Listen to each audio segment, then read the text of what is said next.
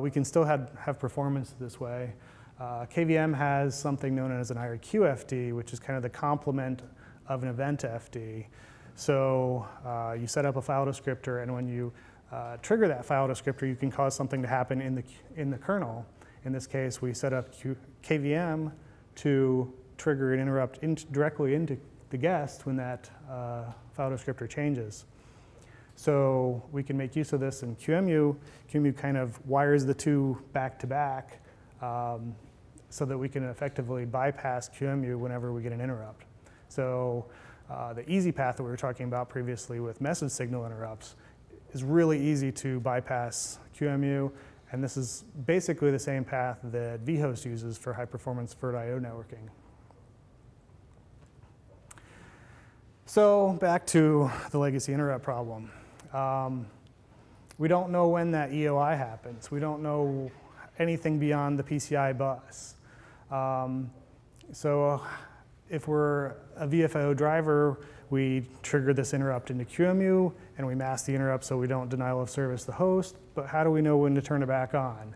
There's this whole mess of how do we get from point A to point B and re-enable the device, keep going.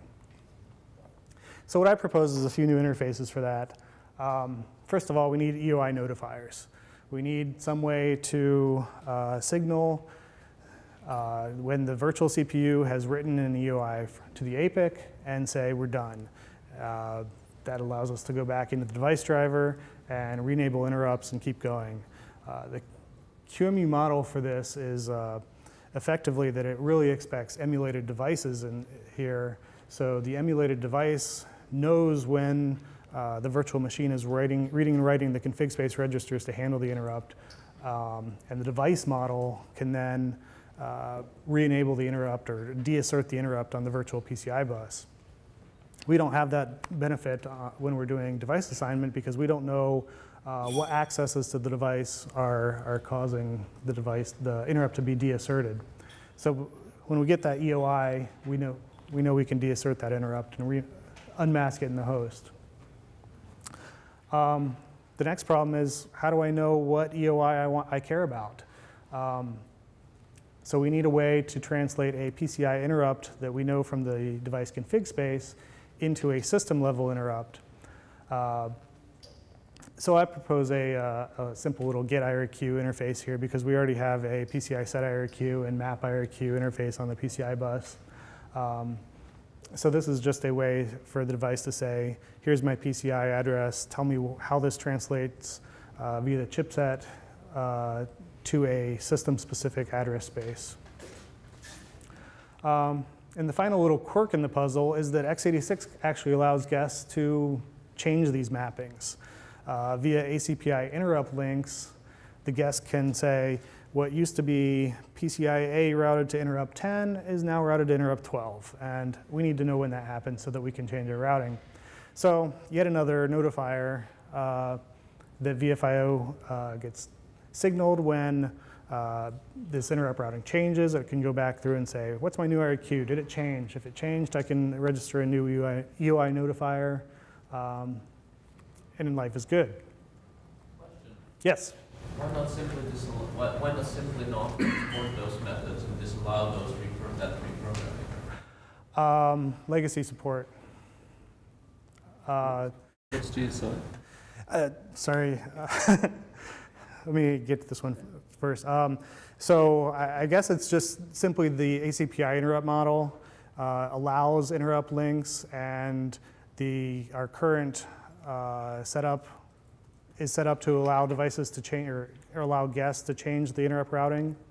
And it's a pretty simple interface after we've already added all of these other hooks to actually do that update. And it's something we probably need to do for like a reboot anyway. If you reset the virtual machine, we need to have a trigger to go back and figure out, a reset state, what's my new routing.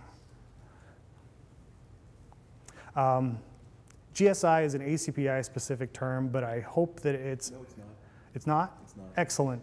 No, it's not generic. Oh, well, I'm hoping that I'm hoping the idea is generic. Shoot. What's the it stand for? Global system interrupt. So ACPI assumes that you have an interrupt address space that's coherent across the system at least. And on x86, this typically identifies IO APIC pins. So an IO APIC comes in and says, I have 14 pins and I start at GSI 12. So you know it's 14 through 28, 26. So it's an interrupt source ID. Yeah, sort of. Like the Linux kernel internal interrupt ID, pretty much. Yeah. But so why do you really need a GSI? I mean, all you need is the QEMU interrupt, like the QEMU IRQ struct, and then have that one trigger a callback when it gets lowered. Because all the backends behind that, all the interrupt controller implementations just lower the IRQ line internally in QEMU. So all you need to do is hook yourself into QEMU, into the IRQ struct and be good. The IRQs in QEMU are extremely opaque though. So that may be a valid model. This is just the way I chose to do it because it mimics more of the way real hardware works. Yeah, well, so on power you can easily just, I mean, at least architecturally, you can just have 3 different interrupt controllers and they can all just be randomly connected to other donor pins.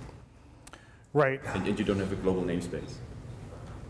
Interesting. You just have to ask all 3 of them. Are you actually sending me the interrupt now? Do you have the same concept of an EOI, though? That's implementation specific to the interrupt controller, and all interrupt controllers I'm aware of have an EOI. Okay.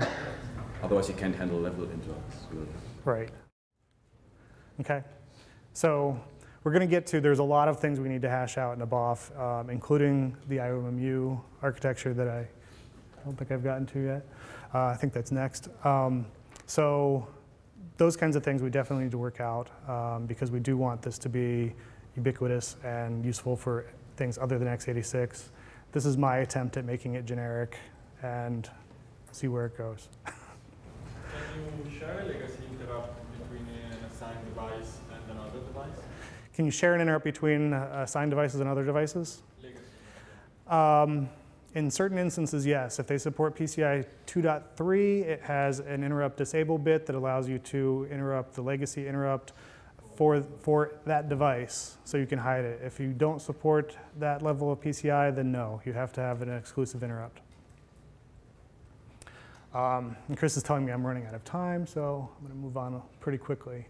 So here we're talking about legacy interrupts and this complicated path we need to have to keep them updated. And really, we expect that high-performance devices are using MSI, so a lot of this is irrelevant. And we can make the path faster using kind of the same model that I proposed earlier with MSIs. We're missing a level-triggered IRQ FD support in KVM. And we actually already have an IRQ FD-like mechanism in VFIO so that you can trigger an EOI by writing to a file descriptor. And we need to bring that EOI out from KVM to user space to be able to tie those two together, and then we can avoid user space for both the outbound interrupt and the EOI on legacy interrupts. The IOMMU interface that I mentioned earlier is kind of just an abstraction of IOMMU ops.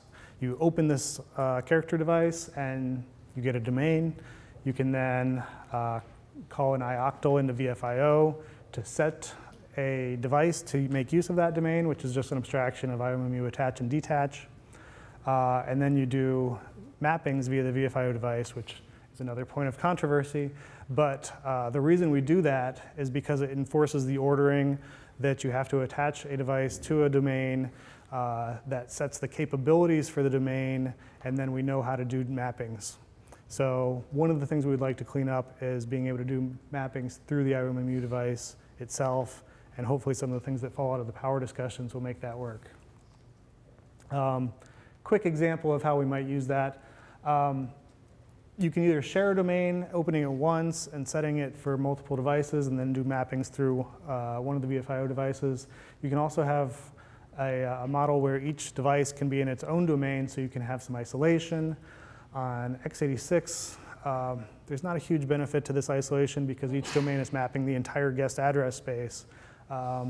So by default, we make use of this top model because the bottom model ends up just using a little bit more resources and a little bit more overhead and doing mappings for us. We'll probably want something more like this when we move to things like PVDMA, as Paul was talking about, so that we can have different IOMMUs attached to different devices and potentially different ranges of mappings. Final component of VFIO is Netlink, that is kind of a signaling mechanism between the kernel and user space, kind of a sideband access mechanism. It does things like PCI AER signaling. You might want to notify the guest when you're suspending or resuming so you can do something smart about saving the device, the state of the device, and restoring it later. Or you might just want to say, I've got an assigned device and I can't suspend right now. The only bit we've got wired up right now is the host-initiated device removal. So if you have a physical system that supports PCI hot plug, you can actually hit the doorbell on the PCI device saying, I want to remove it. The unbind of the device from the driver will signal up through QEMU, cause an automatic ACPI hot plug, and remove the device. So it's kind of neat. Obviously some policy issues that need to be worried about in making that happen. Where to find it? There's trees out on GitHub, both the Linux kernel for the VFIO driver and the UIMMU component, as well as a QEMU tree. The usage is very similar to PCI assign. You just make use of VFIO, and we have the ability to pass file descriptors depending on what your security model is. That must be my timer. So what's next? We need to get this upstream. We need to make use of some of those PCI-specific AER enhancements, so we need the Q35 chipset emulation in QEMU. There's been some discussions about whether this is the appropriate model to make use of non-PCI devices. I think we might want to go more for UIO, make UIO implement some of the VFIO-style interrupts, and maybe a generic set of memory map and IO port space, and then maybe we can layer VFIO on top of it, some kind of enhanced UIO. Paul was talking about power making use of this interface.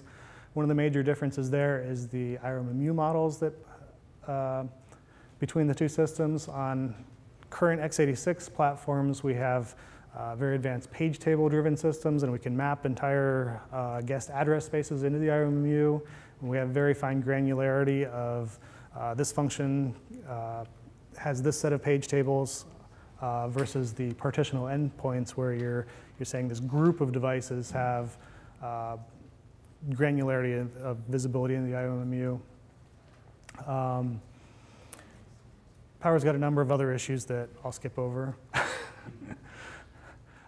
So we want to come up with a model that supports both, and I think it mainly involves tailoring the IOMMU interface to something that has group handling, a more logical DMA to IOMMU mapping, can make use of multiple different address spaces per device to handle potential different partitionable endpoints. And our current iOctal model of doing DMA maps and unmaps may not be the most efficient if we want to handle streaming DMA through this interfaces. So there's a BOF that will talk about a lot of these things. And that's it.